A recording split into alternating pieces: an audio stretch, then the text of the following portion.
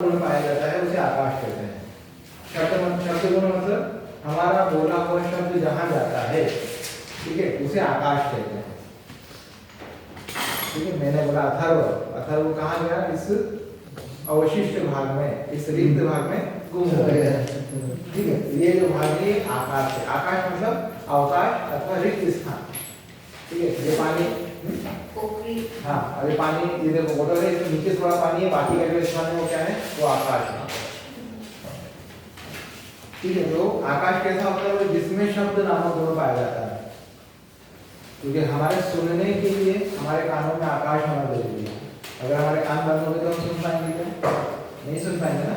ठीक है, तो इसलिए जहाँ तक शब्द पहुँच सकता है, ऐसा स्थल जो है, ऐसा जो गुण वाला जो जगह है, गुण वाली जो जगह है, वो सब क्या है? आकाश है।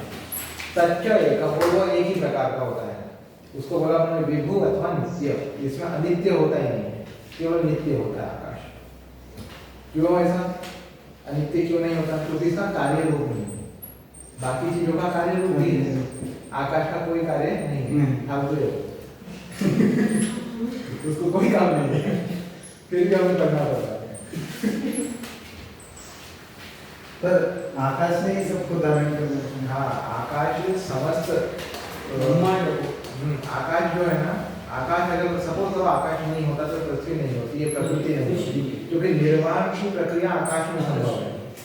ठीक है, उसी प्रकार अंत भी आकाश में ही संभव है। आयुर्वेद क्या बोलता है? आयुर्वेद का उगम क्यों हुआ? बोले ख की वजह से। खम जनयति आयुर्वेदम, बोले ख जो होता है वही आयुर्वेद को जन्म देता है, उसकी आवश्यकता को जन्म देता है। ख मतलब आकाश, खम ब्रह्म। ठीक है, अभी ख भी शब्द है ना, खग मंडी का है पक्षी, खम मतलब आकाश, खम गच्छति खग, जो आकाश को जाता है, ऐसी जो वस्तु है, ऐसा जो प्राणी है वो खग है। ठीक है, तो ख मतलब चलो हो गया। अच्छा, आगे देखते हैं काल। काल के लिए है अतीत आदि व्यवहार हेतु काल। ठीक है, अतीत इत्यादि, अतीत आदि मतलब अतीत वर्तमान भविष्य, जैसे तीन प्रकार का बोला कि अतीत आदि।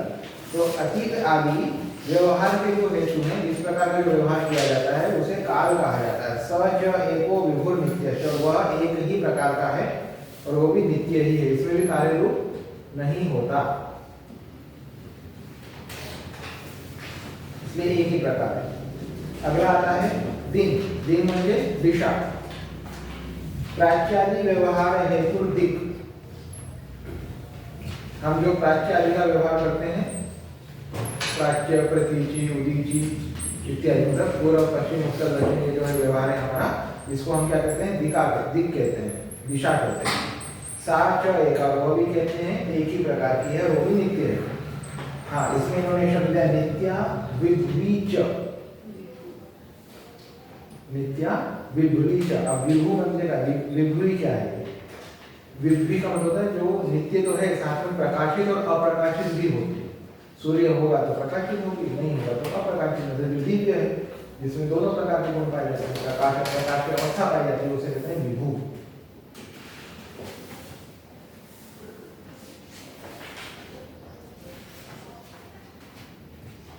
हो गया? ये दिशा का वर्णन हुआ। हाँ, ये दिशा का वर्णन।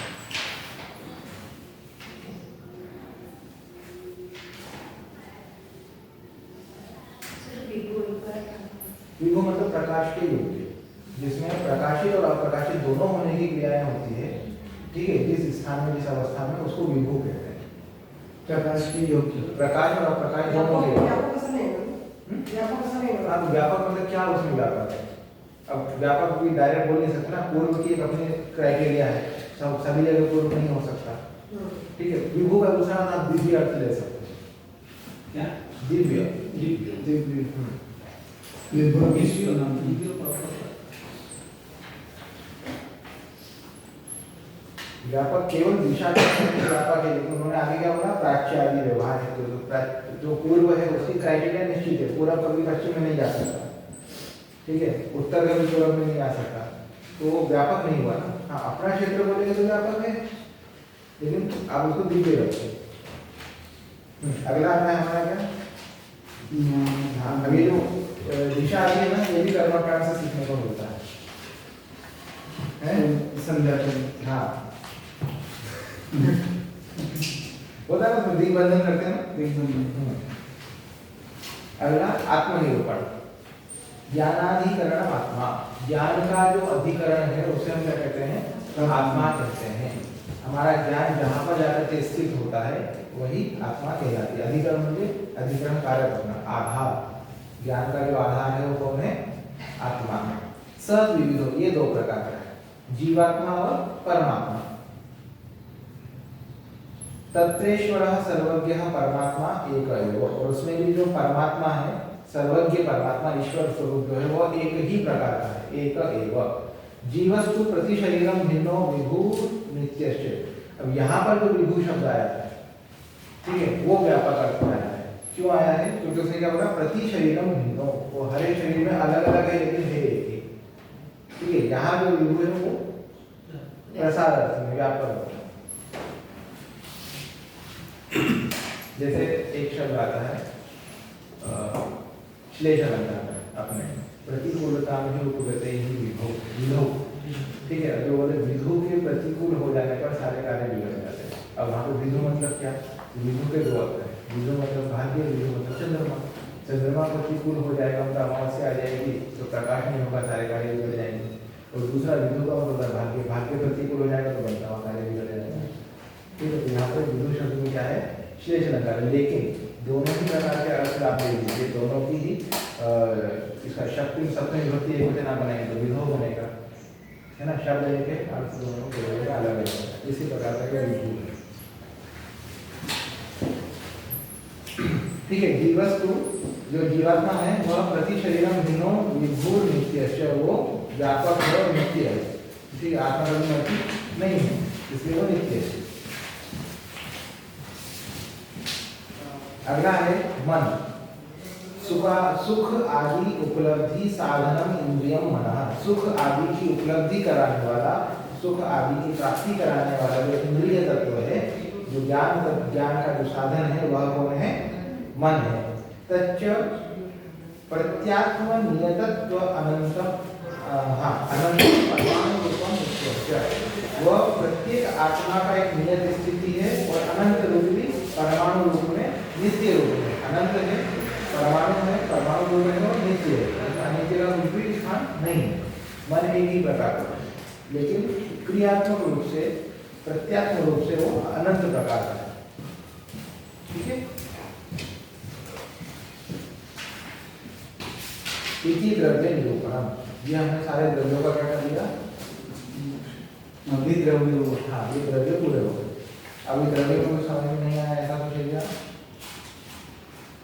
हमें नहीं समझ आया क्या होता है, ऐसा कुछ है कि द्रव्य को चित्त शब्द में आया, मन का ही दूसरा पर्याय, मन का पर्यायी शब्द चित्त।